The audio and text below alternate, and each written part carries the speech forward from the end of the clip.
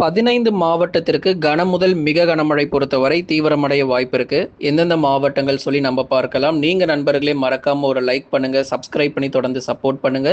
துல்லியமான வானிலை அறிக்கையும் பெற்றுக்கொள்ளுங்க.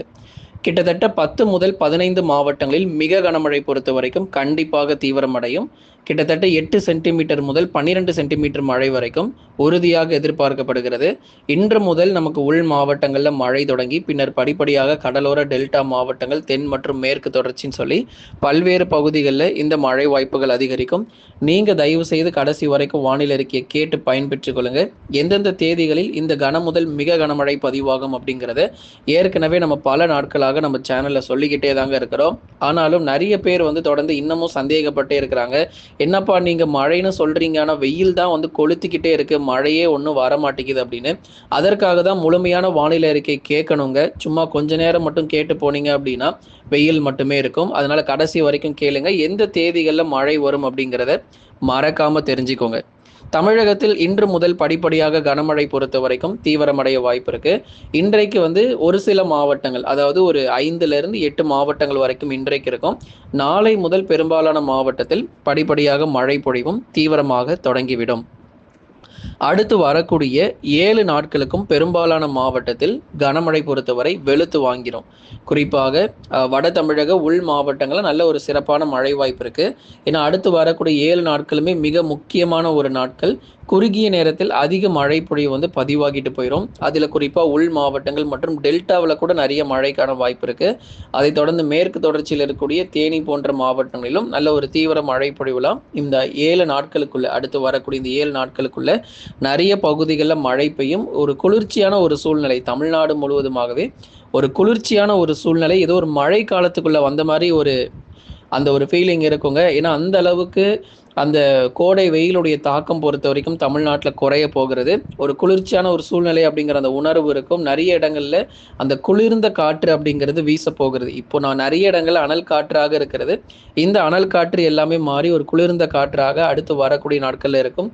ஒரு தமிழ்நாடே ஒரு ஊட்டி போல மாறினால் எப்படி இருக்கும் அப்படிங்கிற சின்ன ஒரு கற்பனை யோசித்து பாருங்க. அந்த அளவுக்கு நல்ல ஒரு குளிர்ச்சியான ஒரு சூழ்நிலை வட தமிழக உள் மாவட்டங்கள், கடலோர மற்றும் டெல்டா மாவட்டங்கள் உட்பட பல இடங்களிலும் பலத்த மழை வெளுத்து வாங்கிடும். வட தமிழக உள் மாவட்டத்தில் இருக்கக்கூடிய சேலம், கரூர், நாமக்கல், திருப்பூர், ஈரோடு, கிருஷ்ணகிரி மற்றும் தருமபுரி, வேலூர், திருப்பத்தூர், ராணிப்பேட்டை மற்றும் திருவண்ணாமலை உள்ளிட்ட மாவட்டங்களில் கனமழை தீவிரமா இருக்கும். இதுல எங்கெங்கெல்லாம் மிக கனமழை வரும்னு சொல்றோம், மறக்காம நோட் பண்ணிக்கோங்க. கிருஷ்ணகிரி மற்றும் தருமபுரி கண்டிப்பா மிக கனமழைக்கான வாய்ப்பு இருக்கு. ஏன்னா இங்கே தான் நமக்கு 8 முதல் 12 சென்டிமீட்டர் மழை வரைக்கும் எதிர்பார்க்கிறோம்.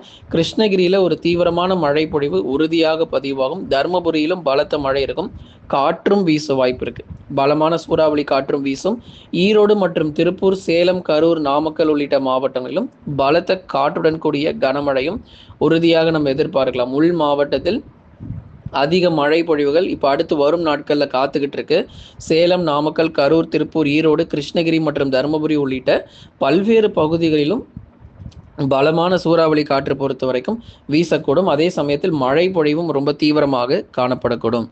அதனால கிருஷ்ணகிரியில் இருக்கக்கூடிய ஒசூர், மாரண்டஹள்ளி, தேன்கனி கோட்டை உள்ளிட்ட பல்வேறு பகுதிகளிலும் கனமழை உண்டு. தருமபுரி மாவட்டத்திலும் பெண்ணாகரம் மற்றும் அதன் சுற்றுவட்டார பகுதிகளிலும் இடி மின்னலுடன் கூடிய கனமழையானது உறுதியாகி இருக்கிறது. சேலம் மாவட்டத்தில் நம்ம சொல்லவே வேண்டியதில்லை, அநேக இடங்களில் பலத்த மழை, மாவட்டம் முழுவதுமாகவே கனமழை கிடைக்கும்.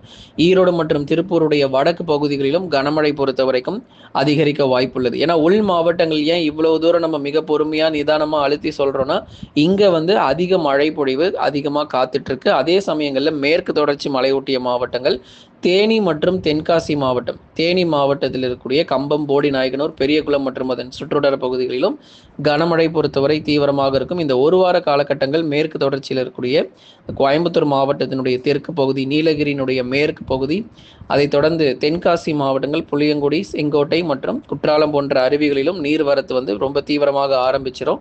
ஏன்னா இதுவரைக்கும் நேற்று வரைக்கும் நமக்கு குற்றாலம் போன்ற அருவிகள் எப்படி வேணா இருந்திருக்கலாம். ஆனால் இனி வரும் நாட்களில் வெள்ளப்பெருக்கு வருவதற்கான சாதகமான சூழ்நிலை இருக்குது. கன்னியாகுமரி மாவட்டத்திலும் பரவலாக மிதமான மழைக்கான வாய்ப்புகள் தொடர்ந்து பதிவாகும். தேனி மற்றும் தென்காசியில் நல்ல ஒரு கூடுதல் மழை வாய்ப்பு நிச்சயமாக கிடைக்கக்கூடும். ஆகவே வட தமிழக உள் மாவட்டங்கள் எச்சரிக்கை கொடுத்திருந்தோம். கண்டிப்பாக மிக கனமழைக்கான வாய்ப்பு இருக்குன்னு 10 சென்டிமீட்டருக்கு மேலே கண்டிப்பாக மழை இருக்கும் உள் மாவட்டத்தில். அதற்கு அடுத்தபடியாக இப்போ நம்ம பார்க்க போகிறது வட தமிழக கடலோர மாவட்டங்கள், மிக முக்கியமான மாவட்டங்கள். ஏன்னா இங்கே வந்து மழை வாய்ப்புகள் கடந்த சில நாட்களாக ரொம்ப குறைவாக இருக்குது. அதுக்கு பதிலாக அனல் காற்று மட்டுமே அதிகமாக வீசி வருதுன்னு சொல்லியிருந்தீங்க. வட தமிழக கடலோர மாவட்டங்கள் சென்னை, திருவள்ளூர், காஞ்சிபுரம், செங்கல்பட்டு, எங்களுக்கு எப்போதாங்க விடிவு காலம் வரும் அப்படின்னு கேட்குறீங்க. கண்டிப்பாக நம்ம சொல்கிறோம், சென்னை, திருவள்ளூர், காஞ்சிபுரம், செங்கல்பட்டு, கேடிசிசியில் கனமழை கண்டிப்பாக உண்டு. அடுத்து வரக்கூடிய நாட்களில் இந்த மழையினுடைய தீவிரம் நிச்சயமாக எதிர்பார்க்க முடியும். அதனால் குறுகிய நேரத்தில் அதிக மழைக்கான வாய்ப்புகள் கடலோர மாவட்டத்திலும் உண்டு. ஆகவே சென்னை உட்பட பல்வேறு பகுதிகளிலும் மழை வந்து பொழியும். இந்த மே 14, 15, 16 மற்றும் 17ஆம் தேதிகளில் பல பகுதிகளில் இடி மின்னலுடன் கூடிய கனமழையானது கடலோர மற்றும் டெல்டாவிலும் உண்டு. கடலூர், விழுப்புரம், புதுச்சேரி மற்றும் காரைக்கால், கள்ளக்குறிச்சியிலும் விட்டு விட்டு கனமழை எதிர்பாருங்க. இனி வரும் நாட்கள் வெப்பம் தணிந்து ஒரு குளிர்ச்சியான ஒரு சூழ்நிலை அடுத்த நாட்களில் நம்ம எதிர்பார்க்கலாம். டெல்டா மாவட்டத்தில் மழை பொழிவுகள் இங்கேயுமே சில இடத்துல கன முதல் மிக கனமழை கூட நம்ம எதிர்பார்க்க முடியுங்க. ஏன்னா டெல்டா மாவட்டத்தில் குறிப்பாக தஞ்சாவூருடைய தெற்கு பகுதி, திருவாரூர், நாகப்பட்டினம், புதுக்கோட்டை உள்ளிட்ட டெல்டா மாவட்டத்தில் இருக்கக்கூடிய கடலோர மற்றும் கடல் ஒட்டி இருக்கக்கூடிய மாவட்டங்களில் கன முதல் மிக கனமழையும், அரியலூர், பெரம்பலூர் மற்றும் திருச்சிராப்பள்ளி உள்ளிட்ட மாவட்டங்களில் மிதமானது முதல் கனமழைக்கான வாய்ப்புகள் அதிகமாக இருக்கும். அதனால் புதுக்கோட்டை மாவட்டம் முழுவதுமாகவே கனமழை இருக்குது. வெயிலுடைய தாக்கம் ரொம்ப கொடூரமாக இருக்குன்னு நினச்சி கவலைப்படாதீங்க. ஏன்னா உங்களுக்கு அதிக மழை இருக்குது. புதுக்கோட்டை, தஞ்சாவூர், திருவாரூர், நாகப்பட்டினத்தில் ரொம்ப தீவிரமான மழை பொழிவு இந்த வாரத்துக்குள்ளே நிறைய இடங்களில் மழை இருக்குது. ஆனால் ஒரே நாளில் எல்லா பகுதிகளுக்கும் தயவு செய்து மழை எதிர்பார்த்துறாதீங்க. அது எல்லா மாவட்டத்துக்கும் தான் சொல்கிறோம். ஒரே நாளில் சென்னையிலேருந்து கன்னியாகுமரி வரைக்கும் அப்படியே எல்லா மாவட்டத்துக்கும் மழை வந்துடாது. ஒரு நாளைக்கு 15 முதல் 20 மாவட்டங்களில் மழை பெய்யும். அடுத்த நாட்களில் 10 முதல் 13 மாவட்டங்களில் மழைக்கான வாய்ப்பு இருக்கும். அதனால எல்லா பகுதிகளுக்குமே மழை உண்டு. அதாவது ஒதுக்கிலாம் நமக்கு வந்து இப்போ அடுத்து வரும் நாட்களில் பெய்யுமா அப்படின்னு சொல்லி கேட்டிருக்கீங்க.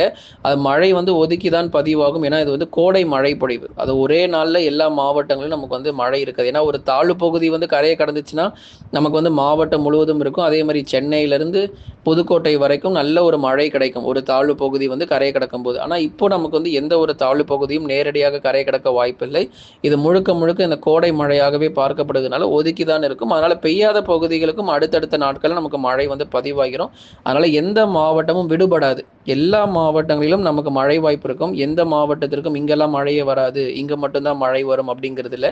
எல்லா பகுதிகளுக்கும் உண்டு. அதுக்காக தான் உங்களுக்கு அந்த 7 நாட்கள் அப்படிங்கிறத நம்ம உங்களுக்கு குறிப்பிட்டு இருக்கிறோம். இந்த அடுத்து வரக்கூடிய 7 நாட்கள்ல எங்கெல்லாம் நமக்கு மழை பற்றாக்குறையாக இருக்கோ எல்லா பகுதிகளுமே அந்த மழை பெய்து வெப்பம் தணிவதற்கான வாய்ப்பு அதிகம். தென் மாவட்டத்தில் ஒரு சில இடங்களில் கனமழை பொறுத்த வரைக்கும் கண்டிப்பாக உண்டு. தென் மாவட்டங்கள் பொறுத்தவரை மதுரை, திண்டுக்கல், விருதுநகர், சிவகங்கை இந்த 4 மாவட்டங்களில் மட்டும்தான் கனமழையினுடைய தீவிரம் மிக அதிகமாக இருக்கும்.